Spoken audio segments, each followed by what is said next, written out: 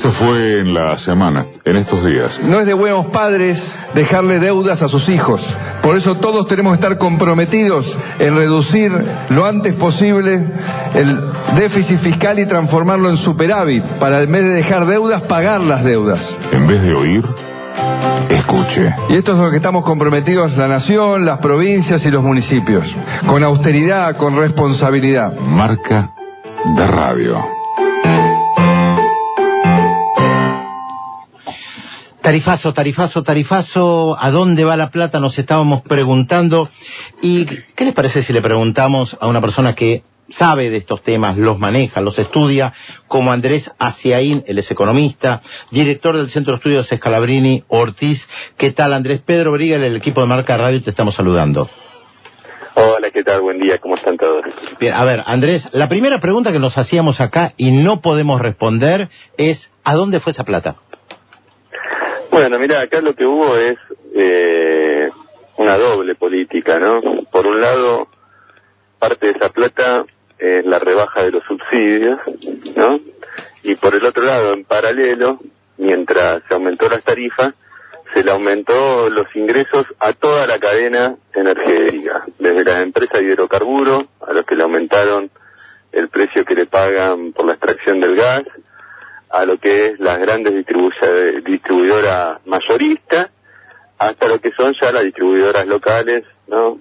Donde hay tanto de energía eléctrica como de gas, donde hay, bueno, muchas empresas que algunos son socios y amigos del gobierno, ¿no? Entonces, hubo dos procesos paralelos. Mientras nosotros pagamos más, no fue solo eliminación de subsidios, como se lo presentó a la sociedad, de que se iban a reducir los subsidios, que eran muchos, para que la tarifa cada uno pague, porque no se podía subsidiar tanto, con todo el discurso que hubo en contra de los subsidios durante los últimos años, sino que en paralelo, haciéndose los distraídos, mientras aumentaban las tarifas, fueron aumentándole los ingresos a todo el sector, ¿no?, energético, vinculado desde la extracción de hidrocarburos. Recordemos, en Argentina la producción de electricidad es básicamente un 75% en base de gas, ¿no? Entonces esto le impactó al sector eléctrico como a la distribución de gas y, bueno, y a las distribuidoras mayoristas y minoristas. O sea que claramente los grandes beneficiados son las empresas, ante todos, y después una reducción en el presupuesto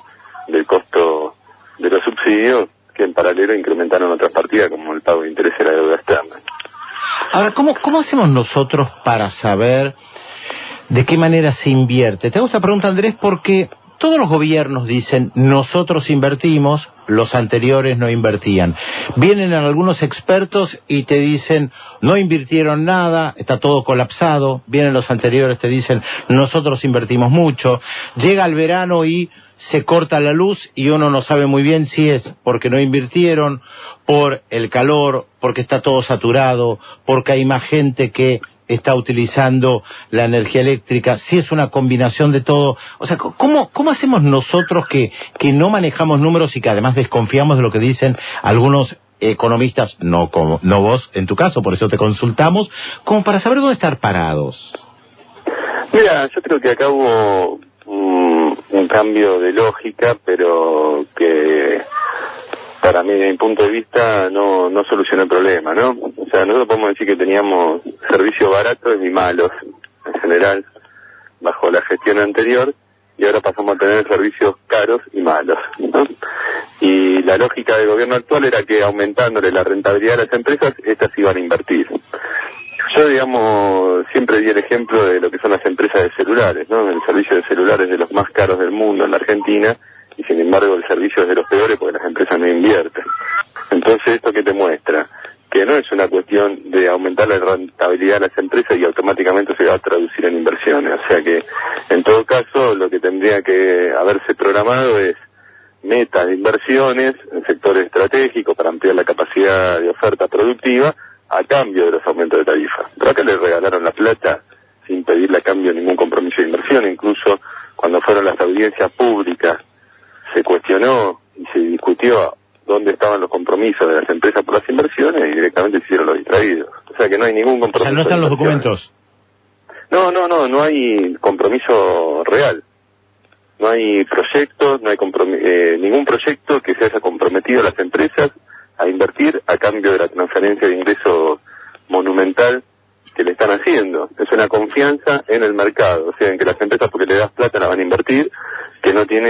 digo ningún asidero. Es el caso de las empresas de celulares, como ejemplo testigo de que por más que le pongan la tarifa más alta del mundo, si no hay una regulación y un compromiso del Estado en acordar planes de inversión a cambio de esa rentabilidad, las empresas no invierten, simplemente porque si pueden ganar mucha guita invirtiendo poco, es el mejor negocio, ¿no?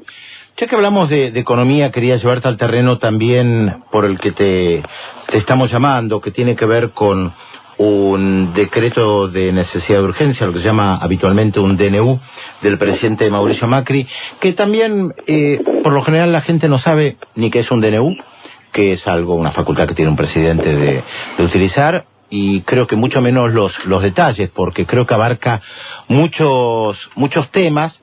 Y entonces está claro que si uno no se detiene a leerlo, no sabe de qué se trata, pero seguramente si hay un DNU con algunos temas tan importantes es porque efectivamente esto puede modificar nuestras vidas y queríamos saber si nos podías explicar un poco de qué se trata esto.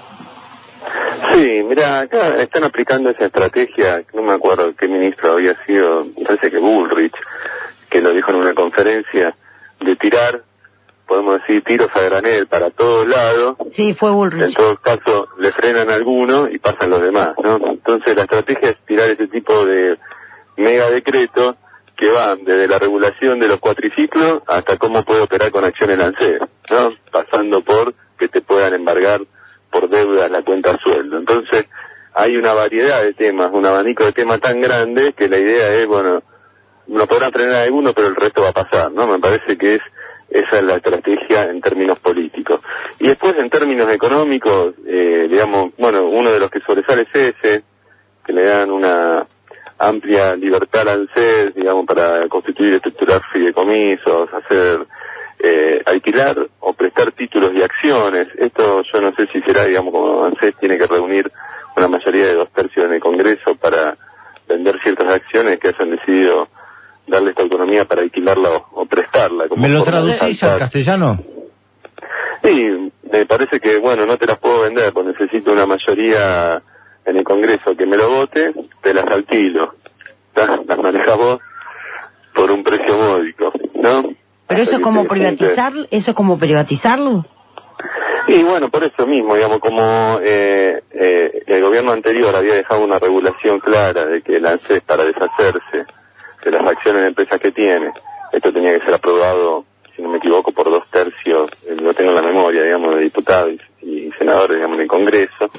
Me parece que lo que dan acá es, bueno, un atajo, no para venderlo, pero como digamos para concesionarlo, ¿no? Sería, te las alquilo. Entonces el ANSES ahora le va a decir por ejemplo, a Clarín, que tenía acciones, o a otro le dice, bueno, te alquilo las acciones de Clarín que tiene el ANSES por 100 años, ¿está? Y de hecho, es una privatización de hecho, ¿no? Sí. Entonces me parece que son formas de escaparle a esa regulación y permitir que el ANSES, que es uno de los lobbies grandes que vienen teniendo los grandes grupos empresarios, para que tenga memoria la gente. Esto vino de que cuando el sistema de jubilación lo manejaban las AFJP, hacían negocios con las empresas y las financiaban, ¿no? Entonces las AFJP compraban acciones de las empresas y estas se financiaban, las AFJP no podían intervenir en los directorios. Cuando se nacionaliza este fondo, digamos, de jubilaciones y se crea en la ANSES el Fondo de Garantía de Sustentabilidad, que maneja toda esta plata que antes tenían las FJP, el Estado empieza a meterle directores a las grandes empresas donde tenía una participación accionaria, ¿no? En el caso de Clarín, en el caso de Techin, bueno, y varios bancos y otras empresas más. Esto generó mucha molestia de parte de los grupos empresarios y empezaron a decir, no, digamos, querían que el Estado venda esas acciones para recomprarlas porque no querían un director estatal en su empresa, ¿no? Y ese lobby lo frenó el gobierno anterior con una ley que decía que para vender esas acciones hay que juntar 2/3 en el Congreso. Bueno, me parece que esto apunta a saltear, digamos, esa regulación, a esquivarla, a gambetearla con esta idea de alquilar o prestar títulos y acciones, ¿no? Entonces vamos a decir, no la vendemos, así que no tenemos que pasar por el Congreso, las vamos a alquilar eternamente. Y después, bueno, están algunas cuestiones como que importaciones que antes había que pedir permiso que se liberan. Ahí, bueno, no está claro cuántas afectan o no a la industria nacional, laminados de acero, aluminio, semielaborados, de etileno, hilados de algodón. muebles de bambú, entre otras cosas.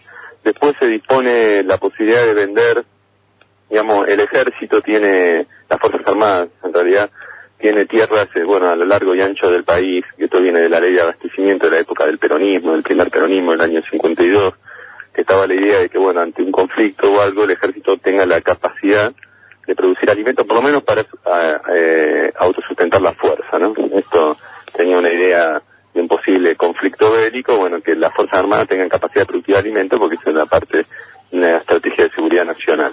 Le quedaron tierras al ejército, fue un gran conflicto, ¿se acuerdan? Que en los años 90 se descubrió que las alquilaban para producir soja, esto después se fue cambiando un poco cuando estaba Garré y Rossi, empezaron a producir otros alimentos, hubo unos intentos de producir alimentos para la población, no se avanzó mucho, ahora lo que se hace es directamente pasar todas esas tierras a la Agencia de Administración de Bienes del Estado, lo que es un paso previo para su venta, ¿no? Como claro, van a vender esas tierras que tenía el ejército a lo largo y ancho del país, o al menos la predisponen para venderlo. Después hay algunas cuestiones con materia de licitaciones, que se acortan los plazos y disminuye y se reduce la necesidad de publicarlos más allá del boletín nacional, antes había que publicarlo en boletines provinciales municipales, o sea, un apuro en el tema de licitaciones. Ahora, Andrés, sí. Discúlpame, tomando en cuenta esto que vos habías dicho en un comienzo de múltiples temas, que va desde los muebles de bambú, como decías, hasta los cuatriciclos o lo que fuere, ¿cuál es, si vos tenés que resumir en 30 segundos, qué es lo esencial o dónde puede haber un cambio estructural a raíz de este DNU? ¿Qué dirías que es? No, bueno, las que te estaba nombrando, porque ahí son 10.000, ¿no? Por eso pregunto. La del ANSES, sí. O sea que es una especie de gambeta para poder darle las acciones que tiene el ANSES de distintas empresas a las empresas. La venta de las tierras del ejército, esto también son tierras que están muy bien ubicadas, tienen capacidad, sobre todo, bueno, hay producción ganadera, sobre todo en toda la zona de Corrientes, hay producción también en Córdoba, en Mendoza tiene unas buenas tierras también. Digamos, hay distintos puntos del país, unas cuantas, ya no tenía todos los números de la producción, la verdad, no importa el número, ¿no? De la cantidad de hectáreas. Y después, hay una que es interesante, que ese tema, antes para meter una automotriz, tenía que tener una autorización especial, ¿no? Y había siempre un lobby de las terminales que no dejaban que se meta nadie más, ¿no? Hubo casos de productores nacionales que querían haber entrado y se le habían cerrado el camino. Se eliminó esa necesidad de pedir autorización. Esto uno lo puede oler con la idea de que el grupo Macri, vinculado al padre, van a traer la producción o el armado de autos eléctricos, ¿no? Que está con todo este negocio de destruir el GNC y traer autos eléctricos de China por un negocio que tiene el padre Macri, si mal no creo, y todo un incentivo en ese sentido. Me parece que apunta a eso, ¿no? A facilitar la instalación de esas industrias. Me parece que esas son las más importantes. Después hay cuestiones de regulación de transporte que ahora van a permitir unos camiones más largos. Está bien, pero eso ya son detalles tal vez que inciden en un rubro muy específico y queríamos ver un poco el trazo grueso de lo que podía ser. Como diríamos, igual el diablo está en los detalles. No, por supuesto. En cada detalle debe haber un negocio, ¿no? Claro, bueno, por eso te consultábamos, Andrés, te agradecemos mucho. Te agradecemos mucho este contacto con Marca de Radio. Andrés Hacia ahí en el Deseconomista.